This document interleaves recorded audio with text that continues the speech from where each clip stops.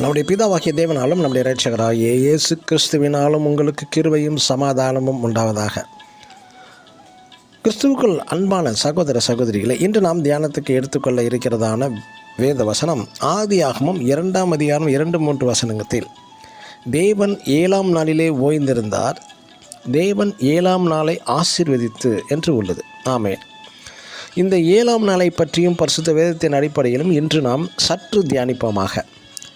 ஓய்வு நாள் என்பது ரெஸ்ட் டே மற்றும் 7ஆம் நாள் என்பது சனிக்கிழமை தான் ஓய்வு நாளா, வாரத்தின் முதல் நாள் ஓய்வு நாளா, நாம் இயேசு கிறிஸ்து எந்த நாள் ஓய்ந்திருந்தார் என்று சில ஆராய்ச்சிகள் பற்றி பார்க்கும் பொழுது, முதலாவதாக பரிசுத்த வேதத்தில் முதல் மனிதன் ஆதாம் முதல் நோவா காலம் வரை இந்த 7ஆம் நாள் ஓய்வு பற்றி யாருக்குமே தெரியாது, யாருமே பின்பற்றவும் இல்லை, பரிசுத்த வேதத்திலும் இல்லை.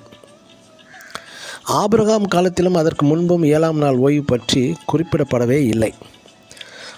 முதலாக மோசே காலத்தில் சீன் வனாந்திரத்தில் இஸ்ரேல் ஜனங்களுக்கு 10 கட்டளைகள் தந்து அதில் 4வது கட்டளையாக குறிப்பிட்டுள்ளார். யாத்ராகமம் புஸ்தகம் 20ஆம் அதிகாரம் 8ஆம் வசனம் முதல் வாசித்தறியலாம்.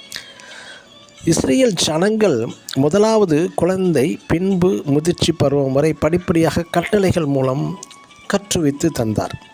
மற்றும் பரிசுத்த வேதத்தில் எங்குமே எதிலுமே கிழமைகள் இருக்காது, நாட்களும் என்று, அதாவது டே என்றும் உள்ளது. பிறகு யார் இந்த சனி ஞாயிறு பற்றி குறிப்பிட்டுள்ளார் என்றால், கிபி 321 வாழ்ந்ததான ரோம பேரரசன் கான்ஸ்டன்டைன் வாழ்ந்ததான சமயத்தில், அவன் அரசாட்சி செஞ்சதான சமயத்தில் சன் காட் வர்ஷிப் செய்யும் நாள் சண்டே என்றும் விடுமுறை அளித்தும், யூதர்களின் 7ஆம் நாள் ஓய்வு நாளை சனிக்கிழமை விடுமுறை அளித்தும் இருந்தார்கள்.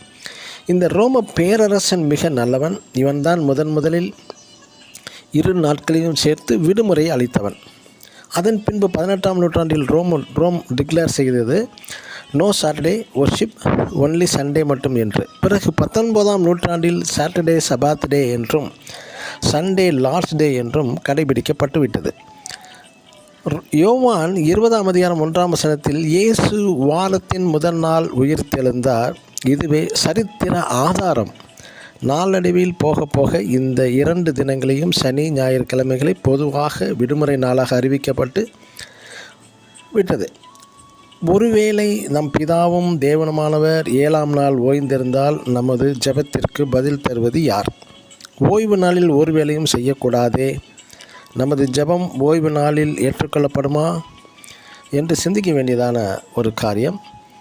ஆமென். God bless you.